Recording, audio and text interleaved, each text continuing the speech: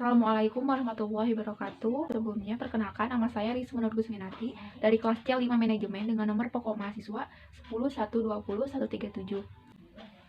Dan di sini saya akan memaparkan materi tentang Ma'rifatullah. Video ini saya buat untuk memenuhi ujian tengah semester mata kuliah Pendidikan Agama.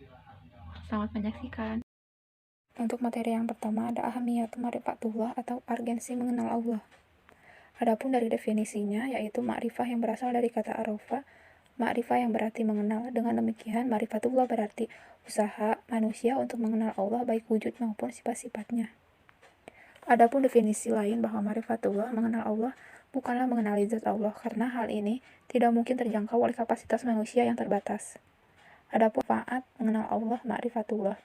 Secara umum, manusia mengetahui bahwa suatu ilmu dikatakan penting dan dirasakan mulia sebetulnya tergantung kepada dua hal, yaitu apakah yang menjadi objek ilmu itu dan seberapa besar manfaat yang dihasilkan darinya. Adapun dari kesimpulannya, yaitu bahwa ma'rifatullah merupakan ilmu yang paling mulia dan penting karena materi yang dipelajarinya adalah Allah. Adapun manfaat yang dihasilkannya, tidak saja untuk kepentingan dunia, tapi juga untuk kebahagiaan akhirat. Sebagai balasan dan keimanan ketakwaan mereka, Allah menjanjikan kebaikan-kebaikan bagi mereka di antaranya. Yang pertama ada al-khalifah, yaitu bahwa Allah menjanjikan kepada mereka untuk menjadi penguasa di muka bumi ini. Yang kedua ada tamkinuddin, yaitu diteguhkannya agama Islam di muka bumi.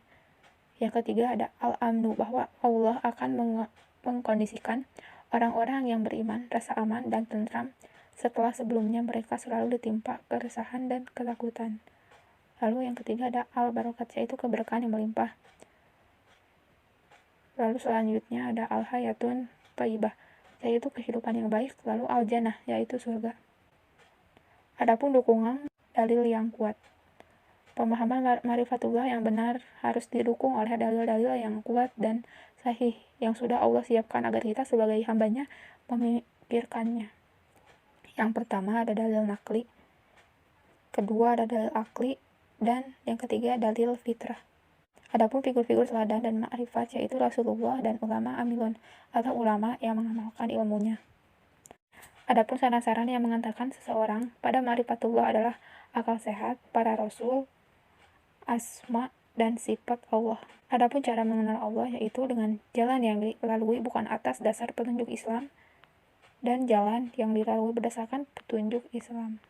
Lalu jalan penghalang dalam ma'rifatullah ini ada beberapa hal yang menghalangi seseorang mengenal Allah, di antaranya al-kubru atau sombong, az-zulmu zolim, al-kazibu dusta, al-fusuku fasik, al-kufru ingkar, al-fasadu fasyad, al-ghaflah lengah, ratul maksih banyak perbuatan durhaka, dan yang terakhir ada al-irtiyab atau ragu-ragu. Untuk materi yang kedua yaitu at-thariq ila ma'rifatullah atau yang artinya cara menuju ma'rifatullah.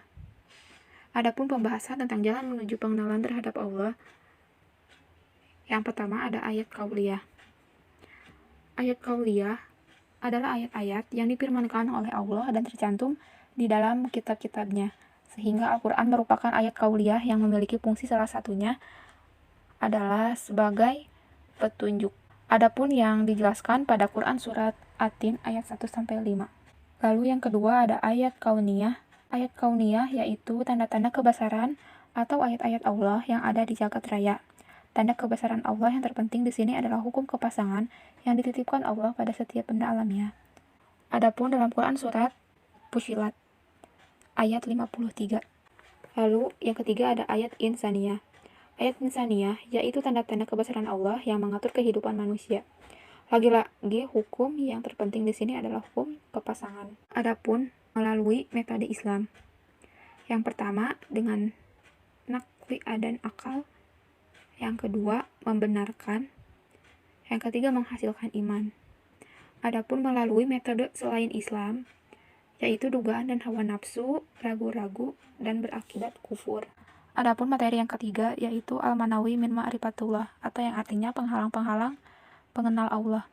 Ma'radu syahwat yaitu berkaitan dengan penyakit hati berupa nafsu dan ketenangan serta perilaku yang tidak terpuji, yaitu sebagai berikut. Yang pertama ada al-fisku atau kefasikan, lalu al-kibru kesombongan, az-zulmu, kezoliman, al-kidzbu, kedustaan, kasratul ma'asyi, banyak melakukan perbuatan maksiat.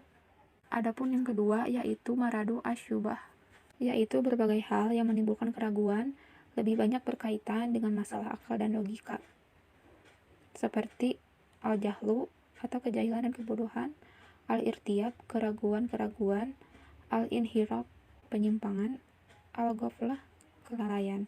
Untuk materi yang keempat yaitu al-adilah ala wujudillah, yang artinya bukti keberadaan Allah. Adapun eksistensi Allah yaitu keberadaan Allah. Eksistensi Allah Ta'ala ditunjukkan oleh beberapa dalil, yaitu yang pertama ada ad-dalilul fitri, yaitu dalil fitrah.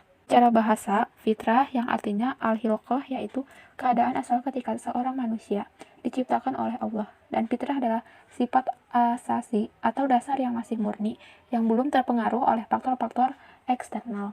Lalu yang kedua ada ad-dalilul hissi, yaitu dalil yang dapat diindra. Ada bukti-bukti keberadaan Allah Ta'ala yang dapat dilihat, dirasai, atau disentuh oleh indera manusia. Adapun yang ketiga yaitu ad-dalilul akli, atau dalil yang dapat oleh akal. Bukti rasional akal yang ditunjukkan untuk merenungkan keadaan diri manusia alam semesta. Dia dapat membuktikannya adanya Tuhan. Lalu yang keempat ada ad-dalilul nakli atau nash, yaitu dalil yang pembuktian akan keberadaan dengan merujuk petunjuk kitab suci. Dengan fitrah, manusia mengakui adanya Tuhan, dengan akal bisa membuktikannya. Namun manusia tetap membutuhkan informasi dari Allah untuk mengenal zatnya, yaitu dalil nakli atau Al-Quran dan As-Sunnah, untuk membimbing manusia mengenal Tuhan yang sebenarnya. Yang kelima ada ad-dalilut tarikh, yaitu dalil sejarah. Adapun eksistensi Allah Ta'ala yang diberitakan di sepanjang sejarah manusia, mulai dari masa manusia yang pertama hingga Rasul terakhir. Adapun materi yang kelima yaitu tauhidullah, atau yang artinya mengesahkan Allah. Tauhidullah secara bahasa merupakan bentuk masdar dari fi'il wahada yuwahidu, yang artinya menjadikan sesuatu satu saja, atau secara istilah yaitu menjadikan Allah sebagai sembahan yang benar dengan segala kekhususannya. Dan untuk rububiyatullah yaitu mentauhidkan Allah dalam kejadian yang hanya bisa dilakukan oleh Allah, serta menyatakan dengan tegas bahwa Allah adalah Raja dan pencipta semua makhluk, dan Allah lah yang mengatur dan mengubah keadaan mereka. Adapun yang pertama yaitu khaliqan atau keesaan Allah sebagai pencipta. Mengesahkan Allah melalui ciptaannya adalah mengakui Allah sebagai satu-satunya khalik atau pencipta, tidak ada yang membantu Allah dalam segala penciptaan. Yang kedua yaitu rezikon, keesaan Allah sebagai pemberi rezeki, tidak ada selain Allah yang mampu memberi rezeki. Allah memberikan rezeki kepada seluruh makhluknya yang baik, dan bangsa jin maupun manusia. Yang ketiga ada malikan, yaitu keesaan Allah sebagai pemilik alam semesta. Allah sebagai malikan, raja atau pemilik ini menunjukkan bahwa Allah adalah satu-satunya Rob yang merajai, yang memelihara serta mengatur alam. Mulkiyatullah, adapun maknanya yaitu mengesahkan Allah sebagai satu-satunya pelindung atau pemimpin. Lalu ada waliyan atau pelindung dan pemimpin. Allah adalah pelindung dan pemimpin bagi seluruh makhluk di alam semesta. Lalu hakiman, yang artinya pembuat hukum. Allah bertanggung jawab sebagai pembuat hukum dalam menjalankan kepemimpinannya di alam semesta berupa Alkitab, Injil, Taurat, Zabur, dan Al-Quran. Lalu ada amiran atau pemerintah. Sebagai khalik dan hakim Allah berhak menurunkan rasul-rasul serta menetapkan hukum, maka Allah sendirilah yang menentukan pemerintahan yang sesuai dengan perintah. Lalu goyatan atau yang dituju. Dalam melaksanakan kewajiban untuk mengesahkan Allah sebagai bentuk dan keyakinan seorang hamba terhadap Rabb-nya, maka tentunya seorang hamba akan mengetahui Allah sebagai satu-satunya yang dituju, yang diibadahi dan yang disembah. Lalu ada ilahan ma'budza, yaitu Tuhan yang disembah. Maka dari ilahan ma'budza itu menjadikan indikasi bahwa hanya Allah sebagai satu-satunya yang wajib disembah dan diibadahi. Tidak ada Tuhan selain itu yang menjadi tandingan sebagai Allah yang disembah. Sekian pemaparan materi dari saya. Mohon maaf bila ada kekurangan atau kesalahan. Wassalamualaikum warahmatullahi wabarakatuh.